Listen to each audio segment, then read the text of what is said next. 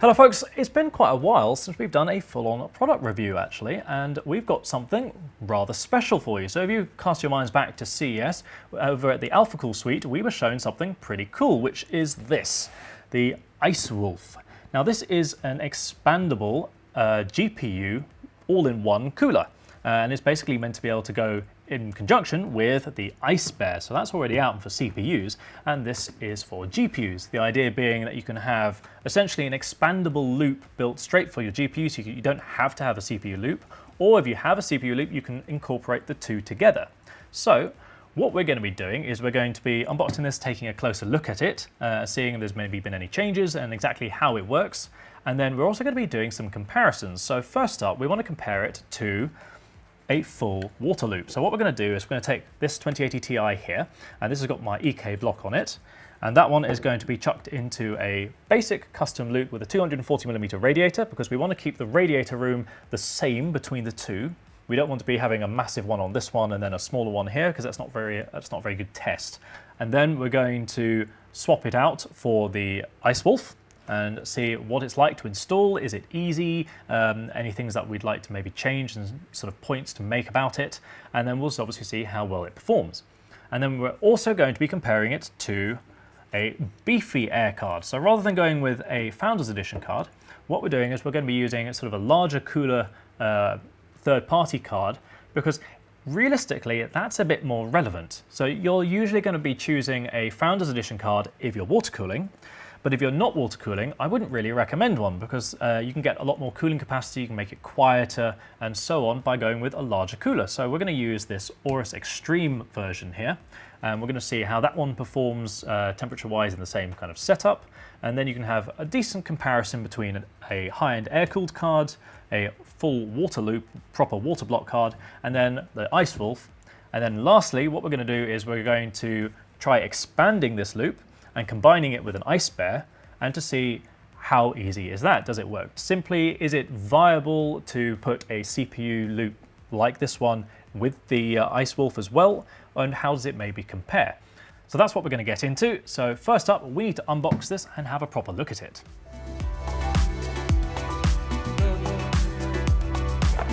And that's a big box.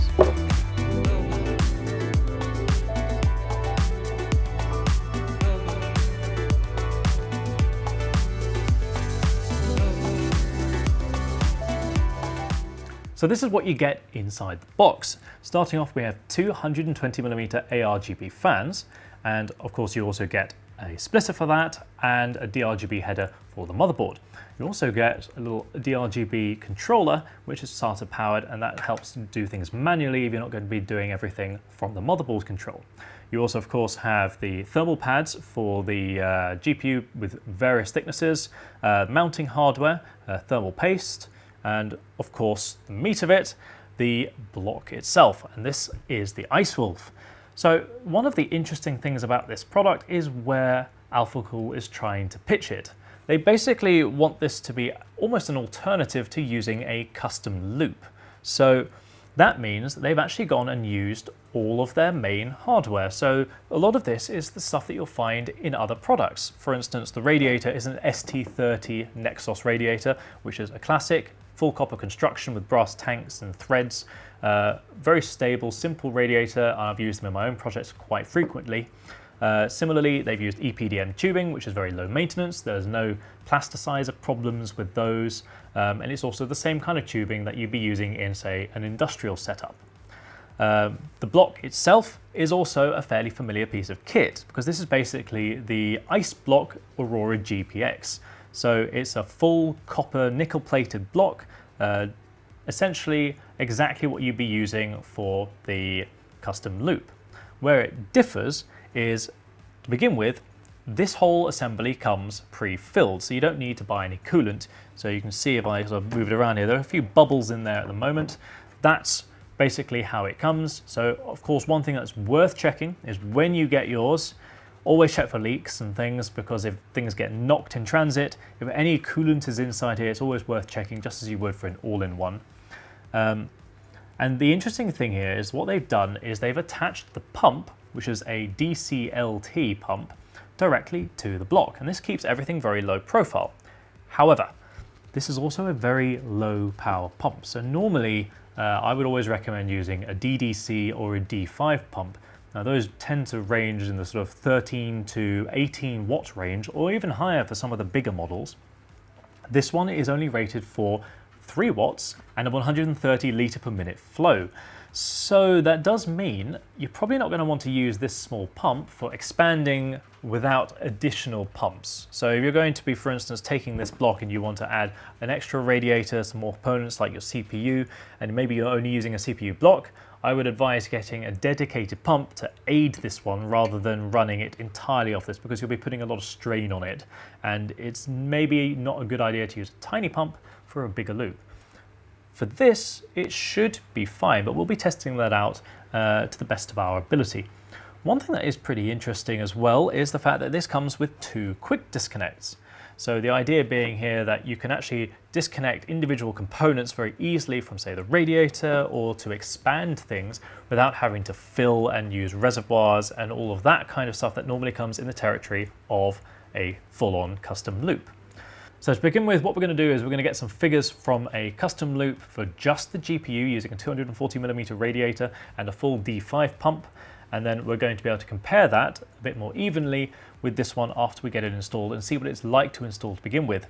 One thing that I did notice upon unboxing it is our one does unfortunately have a bit of a blemish here on the block itself. Now I'm not entirely sure if that's maybe a nickel plating issue, or is it just a stain from some other part of the process, but I wouldn't be particularly happy with that. Aside from the rest of it looks fine. But whenever you get anything water cooling related, it's a good idea to be quite stringent and check through everything, because sometimes if you get problems like this, it might come back to haunt you later on if you haven't been very thorough. So personally, if I got that in my retail sample, I would probably write off to Alphacool and see exactly whether or not that's going to be okay in the long run. But for now, since we've got it here in the labs, it makes sense just to make do and see what it's like to perform. This is obviously going to be model specific, and I can't really draw a big conclusion as to how many other units are like that. After all, this is a pre-production sample, so it may even be fixed if it's something that has occurred already. So for now though, let's get to testing with the custom loop, and then we'll install this onto the 2080 Ti and move from there.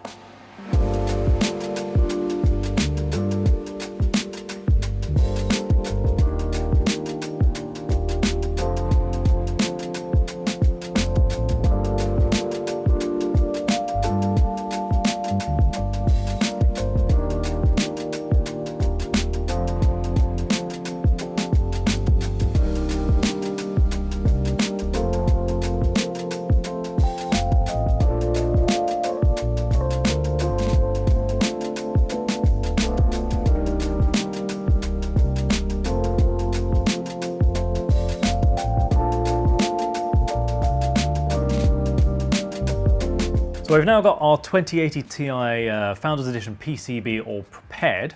So now we need to put the cooler on it. So there's a few things about this which I thought were quite interesting. So first up, we've got the manual, which is for the regular ice block. So there are a couple differences in this one to the real one. For instance, there are a few things that come with the ice block that don't come with this pack. So you normally get some stop plugs, because you don't need stop plugs for this one, so they don't have them. This might well change for production. In fact, I expect it would do, but if it doesn't, it shouldn't really affect the installation. It's the same method. One thing which I think is quite good in the manual is they actually go into detail about all of your thermal pads. So one of the things you have to take into account is different parts of the PCB will be using different thermal pads of different heights. And actually that's something which can be a little bit tricky if you're first getting into water cooling, because it's not always that clear. After all, cards change a lot. Not all of them look exactly the same, and sometimes with things just moving in different places, you're not always 100% certain which pads should be used where. So to get around this, what they've done is they've actually labelled the individual pads as well. So they've got numbers on all the pads, and I'm hoping that will make installation quite easy and clear for beginners. Obviously, I don't really need those particular labels for these ones because a lot of them are quite self-explanatory, but it's quite a nice feature. And it's sort of maybe just sort of a step in the similar direction that, say, Corsair has taken by putting their pads on the block to begin with. I think this is quite a good system, and actually I quite like other manufacturers to do something a little bit like that. So before we install this, we're going to take a look at one of the features that this one has, because I think this is quite a crucial one to look at before we put it in the chassis. So what we have here is our radiator already attached to the block. So you need to have a way of disconnecting these, because sometimes trying to kind of fandangle everything into the case is going to be pretty difficult. So what Alphacool has done is they've added some quick disconnects here. The thing is, not all quick disconnects are made to the same standard, so I'm interested to find out what these ones are going to be like. So if you've seen our magnitude testing beforehand, we use Coolant's QD3s, which are fantastic. You get maximum a single drop of coolant coming out of those when you take them out, and it's just brilliant to work with. So that's the benchmark. Let's see what these ones are like. So I haven't tried opening these ones yet, so let's have a go. So by the look of them, these ones are a sort of a twist mechanism. So normally a lot of the ones that I like to use have a sort of a push, so sort of spring loaded, you pull them back and then they're going to just eject. So these ones are a twist, so I guess let's twist it open. So, right, that's not so hot. So I don't know if the camera caught that up properly there, but quite a lot of coolant just came out of these two lines. And now they seem to be okay, so let's just mop them up just so we don't get stuff everywhere later on when we're installing the card. So rather than being spring loaded and anti-drip, there's actually quite a bit of coolant that comes out of there. Now in a normal loop scenario, that wouldn't necessarily be so bad because you have a reservoir, but you don't with this one. So every drop of coolant you lose is basically going to become an air bubble inside the loop, and I'm a little bit apprehensive about how that's going to affect it because the loop volume on this kit is very small. There isn't a reservoir, and a reservoir usually can fill up maybe half a litre of coolant, some are even bigger. So losing a few drops, who cares? This is essentially an all-in-one, so actually having a few drops like that out, and then presumably it's going to happen on this one as well. That's a fair bit of coolant, and say you do this a couple times during the installation or to loop it together like we're going to do in a bit, that might add up. So we'll see how that goes. Hopefully it won't affect things too much, but that is worth considering.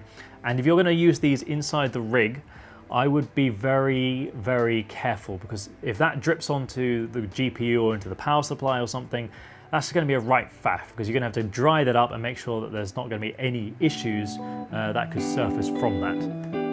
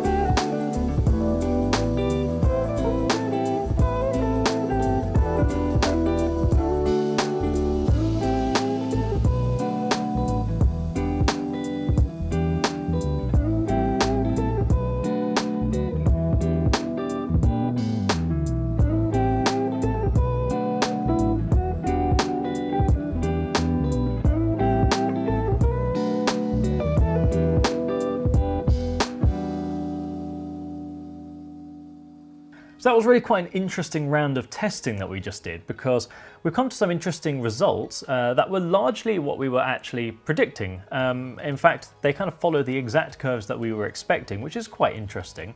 And most of it is going to end up being about the experience. But before we get to there, let's take a look at some of the raw numbers here. So we started off by testing against a custom loop. So we used a 240mm PE radiator from EK along with a full D5 pump res system.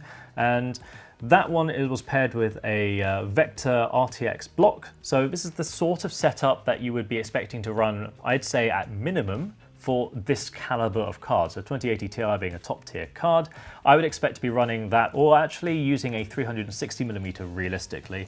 But with the 240, it actually handled it absolutely fantastically. In fact, we were not expecting the results to be quite so good that we ran it again just to make sure that we didn't make any mistakes. So we can confirm that we only had a delta C of 18 degrees, which is only a 240mm radiator, remember, 2 SP120 fans, and it's quite warm in here. We've got an ambient of 27 degrees Celsius in here at the moment, so that's really quite impressive to only get to a 45-degree maximum temperature. So we were very impressed, and we measured this by running Firmark in 1440p and at maximum anti-aliasing as well.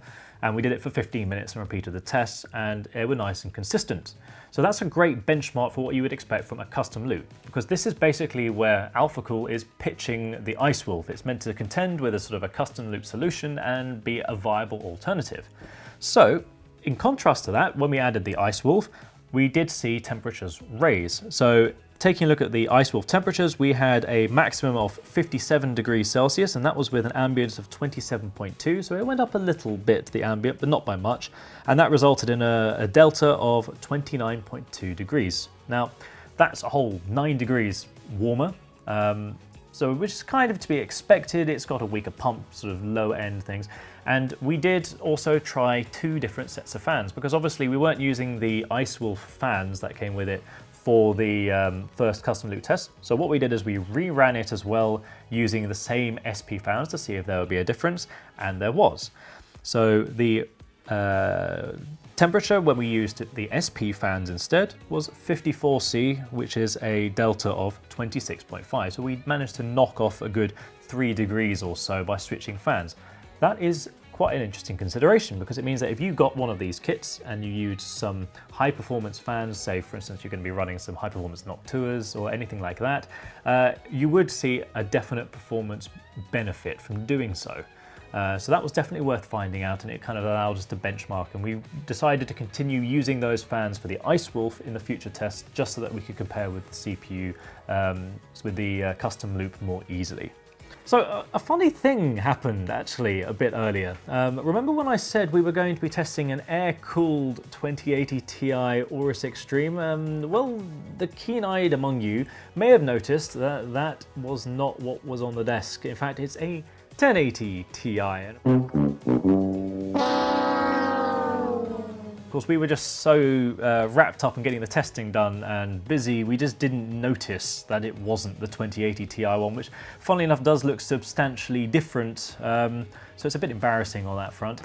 That said, whilst it's not at all comparable to the 2080 Ti version, because it is a different cooler and everything, the results aren't completely useless, because it does sort of give you a benchmark for how a large card, which is pretty power hungry, does perform in a case like this one versus water cooling.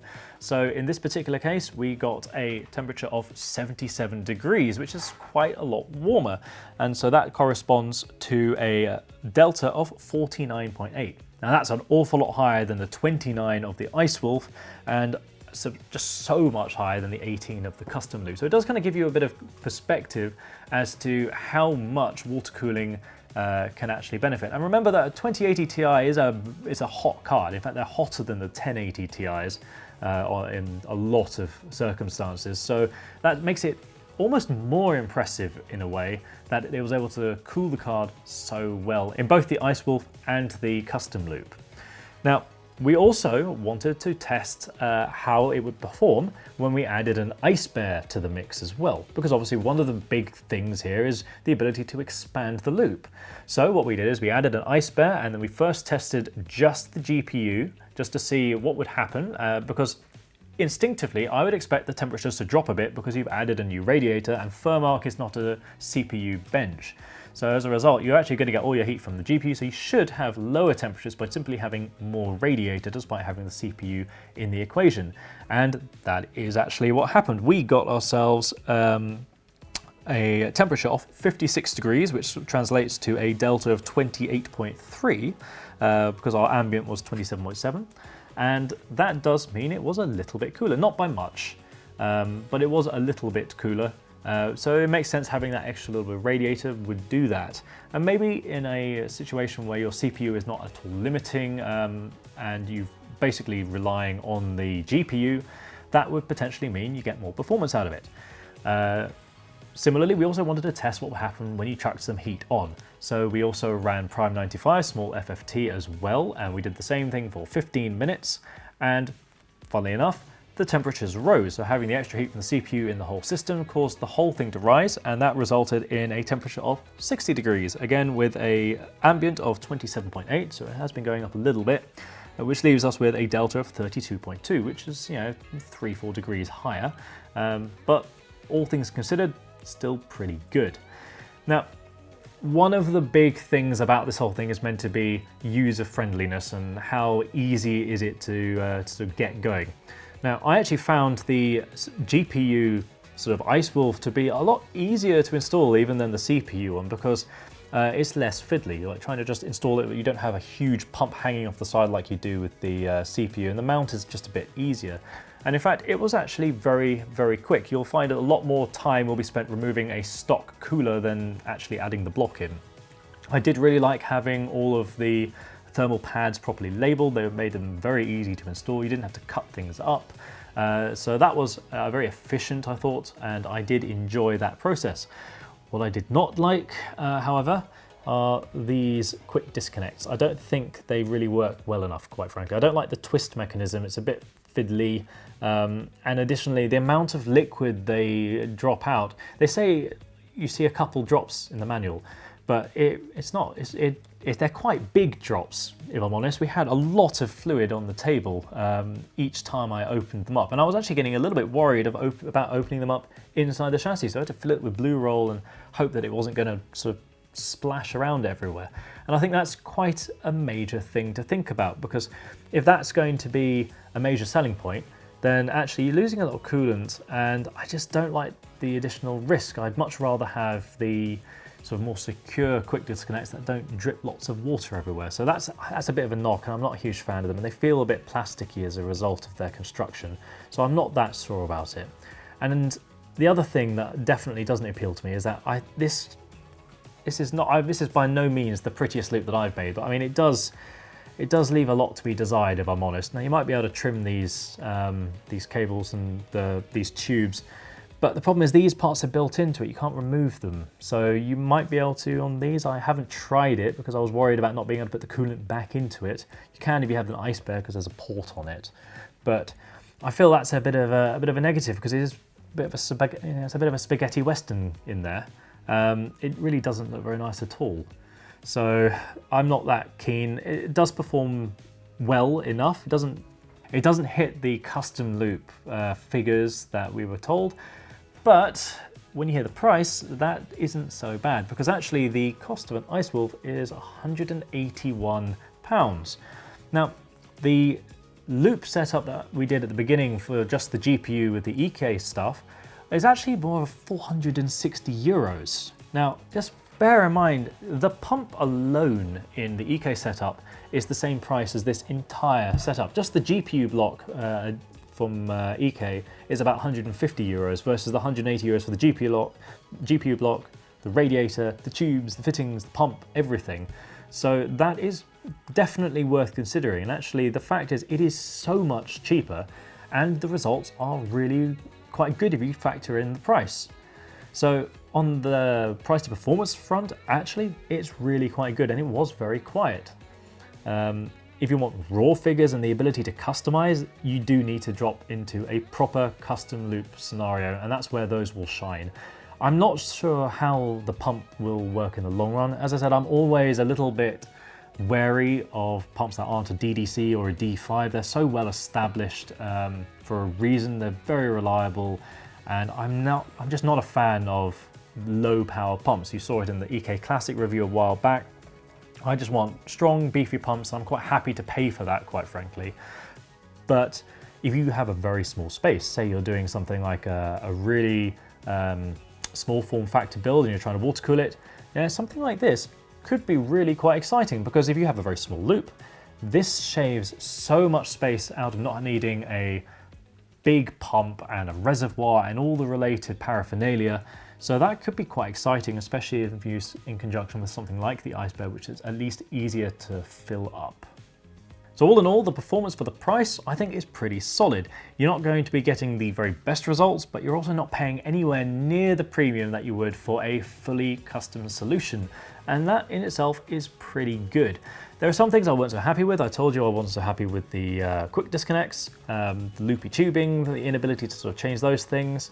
If those things don't matter to you, then that's probably not going to be an issue then at all.